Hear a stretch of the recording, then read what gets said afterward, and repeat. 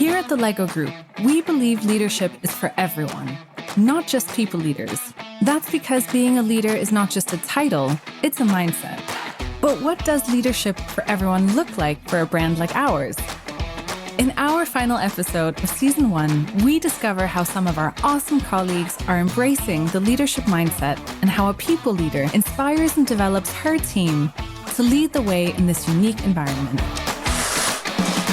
I have to admit, when I first heard this, I was a little bit skeptical. To hear that leadership is for everyone and not just those who have people leadership responsibilities. This is finally also embracing me as an informal leader. So yeah, I was super excited. We have a very clear message in the LEGO Group which says only the best is good enough. You're listening to Our LEGO Stories. I'm Julie Foster and a proud member of the LEGO team. And I'm Lauren Schuster, another happy member of the LEGO team. Take a peek into how we bring LEGO products to life and what we do to have a positive impact on the world in this new series brought to you by the LEGO Group. Coming up in the show, Senior Project Manager Senna Dollerup reveals what she's learned about what it means to demonstrate leadership qualities every day at the LEGO Group. And Gaurav Sani, Senior Operations Manager in the India market team, shares how his team put the leadership playground into action as part of our Keep the Fire Alive competition. First up, Lauren speaks to UK and Ireland Operations Director Lydia Warren, who joined us in 2020 in the midst of the global pandemic. Here, she talks about meeting her own people leader on her first day and how she leads as a people leader in a context where leadership is for everyone. The thing which really made the first day amazing for me is when I had that first meeting with my leader, 9 o'clock in the morning, and I logged on to see my leader there with his 2 kids around him, one on his lap and one who was asking for help. And the reason why that surprised me so much is because in previous companies, there hadn't been that ability to take your whole self to work. And actually, that was role model for me from day one.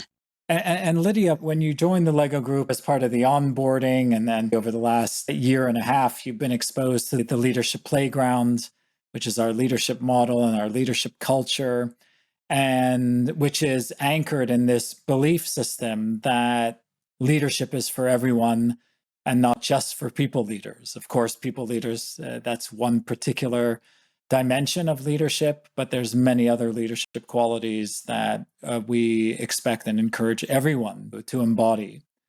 Did you have to realign your own thinking or assumptions about leadership when you heard about our approach? And can you share a little bit about how you've put it to use or how you've seen it come alive in the LEGO Group? I have to admit, when I first heard this, I was a little bit skeptical. To hear that leadership is for everyone and not just those who have people leadership responsibilities. When you're a part of a hierarchy, that's a norm. That's how I've been used to leadership. However, when you take that back to normal day-to-day life, you get more of an understanding that actually leadership is for everyone. So once I got over the shock that actually this is business, but we're planning to use leadership for everyone, as you normally would do in a day-to-day world, in the world of business, then I was super happy to really experience it and to see that firsthand.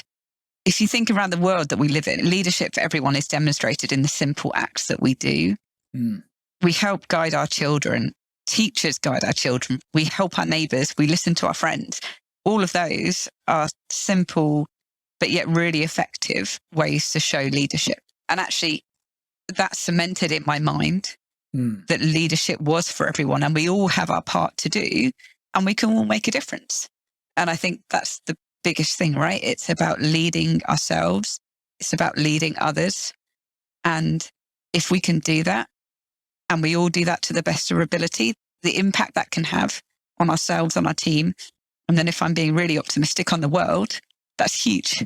I think those are some great examples because leadership does manifest itself in the daily acts. And in a way, what we're trying to do is to demystify that leadership is not something for the few and something so unique. It's actually something that people are demonstrating on a day-to-day basis. And we hope to just encourage and cultivate people to step into that.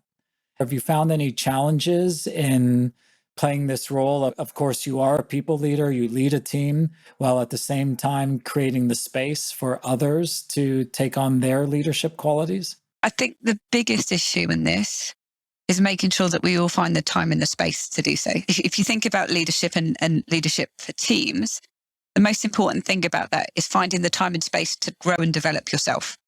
Because only once you do that, can you then invest in leading others. You can't go into the role of leading a team when your tank's empty. With that in mind, especially in the challenging world in which we live, where there are so many demands on our time, I think it's so important to make sure that we make the time and the space to grow. And that can be whether you're like I was, onboarding in a new role in a new company. That can also be the same whether you've been in a position for years. It's important to continue to make that time, to continue that learning and growth journey. And also by role modeling that it's okay to get things wrong. Now, that was really easy for me over the last 15 months because I had to learn. And in that process of learning, I would get things wrong. But actually, if we can role model that to our teams, that it's okay to fail, we then learn from that and we learn fast.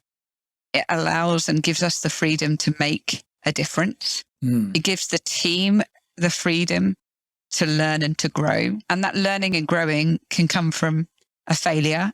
It can come from a 15-minute call over a coffee. It can come from an all-day training course. As the saying goes, every day is a school day. And we need to make the time to do that learning because actually it's not just the learning in itself, it's then the reflection and then putting it into practice. No, very well said. So Lydia, in that context, are there any methods or tools, models that you use to encourage your team to take on their leadership role when they're leading a project or leading other colleagues?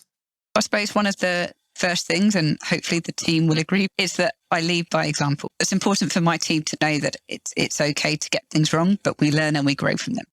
And by doing so, it opens up opportunities to try to learn and to develop. I also hope that what they see from me is the encouragement to try, because if we don't try, we don't move forward.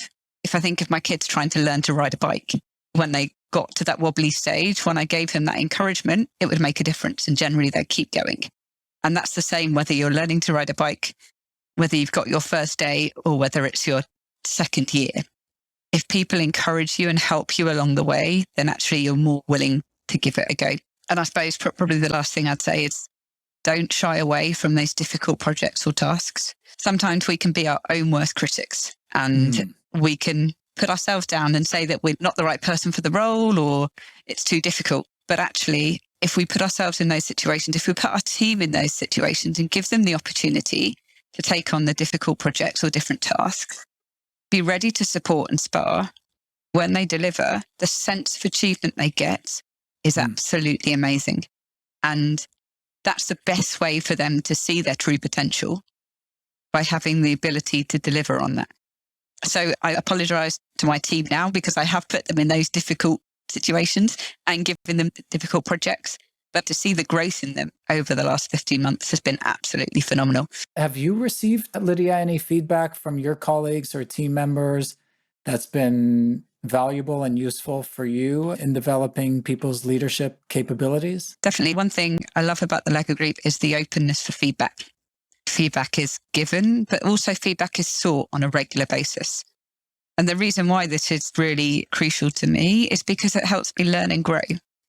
Feedback that I got given fairly early on in my time at the Lego Group was being told that I had it all together, that I seemed to be on top of everything. And that definitely wasn't the case when you're trying to homeschool 2 kids in the middle of a pandemic and you're learning a new job. You definitely don't have it all together, I can assure you.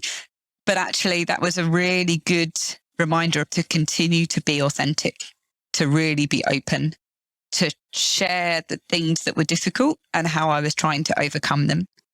And also to keep checking in and keep trying to get that feedback in the moment to make sure that I was giving a true and accurate representation of how things were. And yes, it meant that I could share in the failure, but I could also share in the success. Because actually, when you've mastered multiplication, again, it's a really good thing to succeed in, as well as delivering your plan for the month and sharing both those personal and work-based successes. That first meeting really changed Lydia's perspective on leadership. Now, more than a year later, being open, authentic, and encouraging team members to take on leadership has become a key part of her own leadership style. Meanwhile, for Senior Project Manager Sene Dallerup, our approach to leadership for everyone instantly made sense. When she first heard about our approach, it was love at first sight. Sene, what did you think when you first heard that leadership at the Lego Group was not just something for people leaders, but for everyone? I was excited. I knew that this would move some of the barriers that I, as an informal leader, often experience. So it was a realization that this is finally something I can identify with. And this is finally also embracing me as an informal leader. So yeah, I was super excited. And why do you say finally? Was it something that you had been feeling like we needed for some time? Absolutely. In my role as a project manager or project lead, you have the informal leadership role. And for many years, I haven't had the same opportunities as a formal leader. Not saying that has prevented me from doing my job, but to excel or even bring it to the next level, get the sparring, get the training, both in job, but also at formal classroom training or such, the accessibility to certain training programs was not the same. And I see that has changed already. So what does the concept of leadership for everyone mean to you now? It means that we have a common language that makes it more easy and more simple to speak to each other. In my job, for example, it's more easy or quicker to get to an alignment on our expectations to each other. Beforehand, I often took responsibility for tasks that perhaps weren't in my field of expertise because no one else spoke up or raised their hands or volunteered to take it. Today, I think that common language that Leadership Playground offers has made it easier and has made it more obvious that we all need to take responsibility and all volunteer to take those tasks that we identified as necessary to move forward. That's awesome.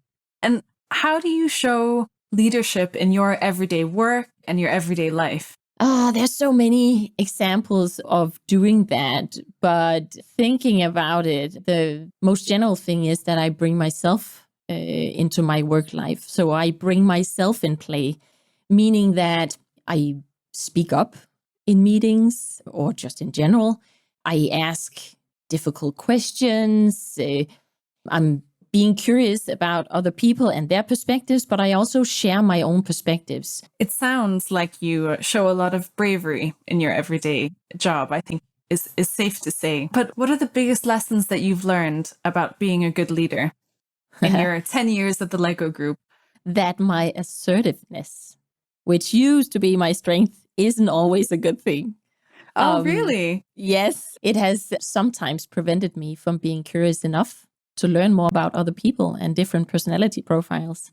I thought I rocked bravery and curiosity, but I've realized that I often spoke assertively before really taking in what someone else was saying. So that's one of the bigger learnings, and was a learning that I really appreciate.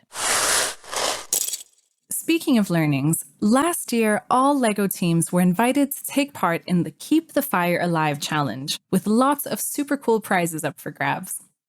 It was a chance for each team to share their leadership playground story of success, failure, and most importantly, what they learned in the process.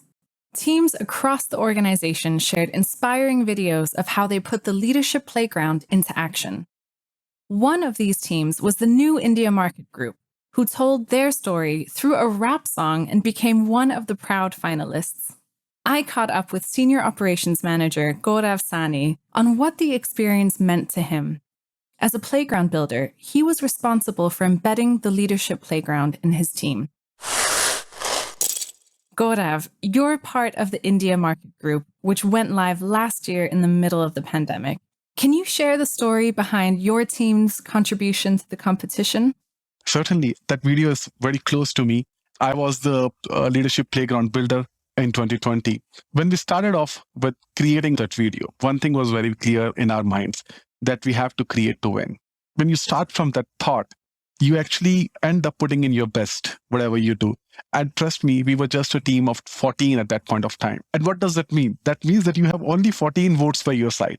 And you are up True. against the who's who of the world, the BUs which have been there from last 50 years, from 40 years, from 20 years, the factories which have been operating with 1,000 plus employees, you're competing against them. But again, we have a very clear message in the Lego group which says only the best is good enough. So we just followed that. We gave in our best. Everyone contributed. You can see in the video, though we are only 14, each one of us is there in the video and dancing, singing, doing everything. And again, this came from the culture, because the culture is not such that you'll be bullied around because you were dancing like that, singing like that. So I think it goes back to the Lego group, to the culture that enabled us to create that video. And actually, we ended up on a podium. Let's hear a short clip of their creative song. In 2019, a plan was frozen. To reach more children, India was chosen. A team was assembled to execute the plan, bring joy to children as much as they can. The team stepped in to get on the ride with guidance and support on their side. So the anchor was lifted and sail was set with the vision in their eyes to be the best. By adopting a leadership mindset, we all feel empowered, inspired, and responsible for the future of our brand, whether we're an official people leader or an informal one. You've been listening to Our Lego Stories with me, Julie Foster, And me, Lauren Schuster. talking about what leadership for everyone means to them. We're Lydia Warren, Sana Dalorop, and Gaurav Sani. This podcast is brought to you by the Lego Group. Thank you for listening to Season 1 of Our Lego Stories. You can find all of our episodes on our website, Apple Podcasts, Spotify, or wherever you get your podcasts. And please do rate and subscribe so we can welcome more listeners. Stay tuned for Season 2, where we'll have more great stories that take a peek into life at the Lego Group.